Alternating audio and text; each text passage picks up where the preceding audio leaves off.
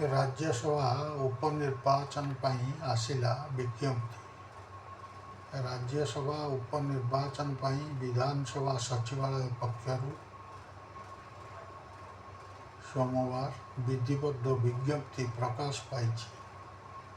विज्ञप्ति रे उपनिर्वाचन ପାଇଁ रिटर्निंग ऑफिसर नियुक्त करा जाइछि। विधानसभा सचिव सत्यव्रत राउत को रिटर्निंग ऑफिसर दायित्व दिया जाइथिबा बेले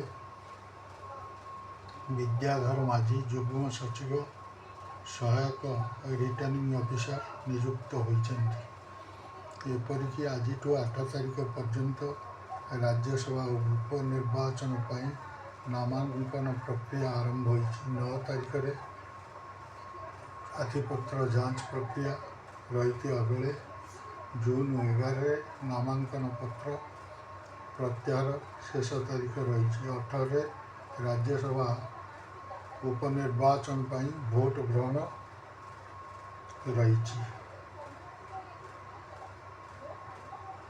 वरिष्ठ बीजेडी नेता तथा राज्यसभा सदस्य पदरू देवाशीष सामंतराय इस्तीफा देवा पर मे 27 रे राज्यसभा उपनिर्वाचन लगी ईसीआई पक्षरू निर्देशनामा जारी होइतिला। खाली थिबा राज्यसभा आसन लगी सोमवार विज्ञप्ति प्रकाश पाइछि।